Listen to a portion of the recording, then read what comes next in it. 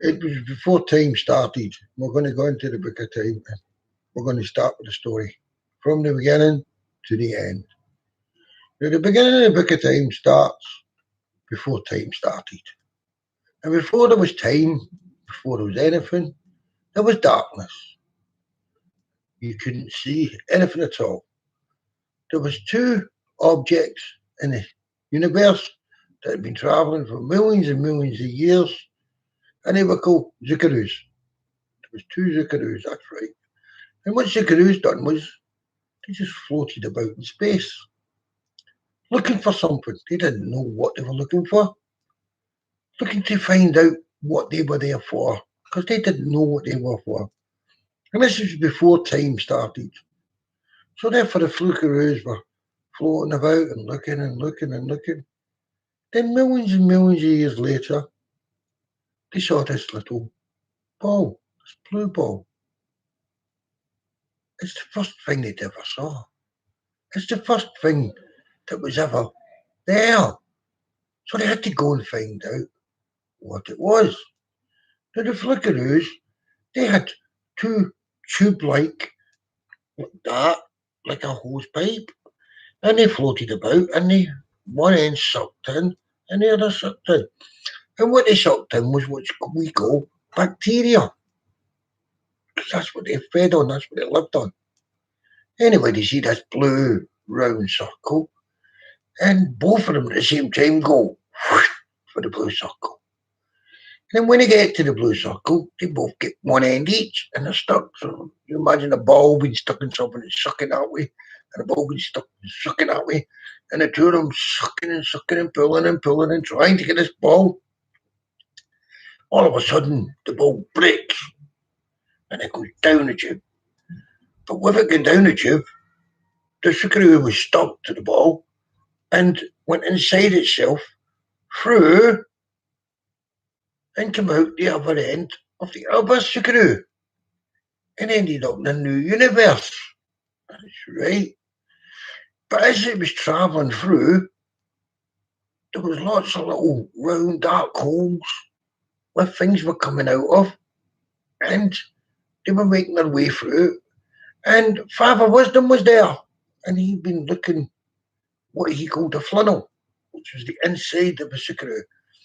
And the funnel was a funnel of life, and that's where life started to begin. That's where we all come from. That's where the earth was invented, the stars, the sun, the moon, everything was coming through there. But it was coming a certain way. So you have to follow the story just to find out how we actually had a planet in the first place. So you can use total darkness, millions of years. Where did they go next? We have to find out where they went to. We have to find out what happened at the end. So we start off here by explaining to you that Zuccaroos flying about, see a blue planet. They're not sure what the blue ball is. See it's a planet, massive planet.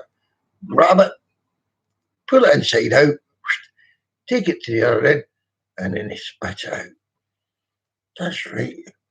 And the only person to see this was Father Wisdom. The Father Wisdom, he was in his own planet, which is in the middle of the Zuccheri pool, and he'd been standing there at the wall and in the planet Karamori, where the Karamoris live. The Karamoris were obviously in the middle of time because time had not been invented.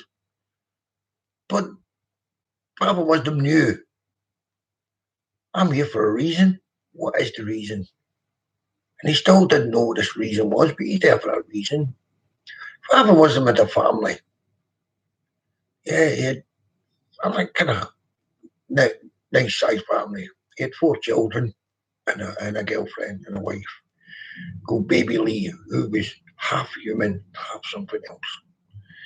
And she was the only person that ever been outside Karamori, as well as Father Wisdom. Father Wisdom one day found her in distress and took her back to his place. And being different species, when they had children, The children had special powers. That's right, they had special powers. And as I said, there was 4 of them. And we're going to go into details about these children and what they do and everything else through the book. So they're all going to come in through the book. But let's get back to sucking, passing through the funnel, coming out the other side. Now, when they first went into the funnel, this was time before time began. So basically, no one had ever wrote about this, no one had ever done anything about this. It was time before time began. When they blew out, it was time when time ended. That's right. So it's past us. We passed the 21st century, and we're hundreds and millions of years past it.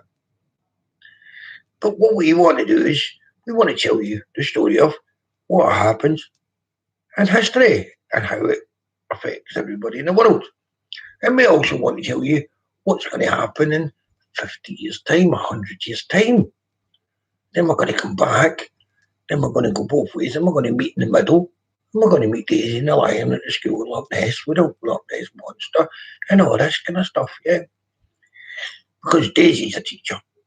Daisy comes from Africa, and she's escaped the poachers, and she sneaked into Scotland.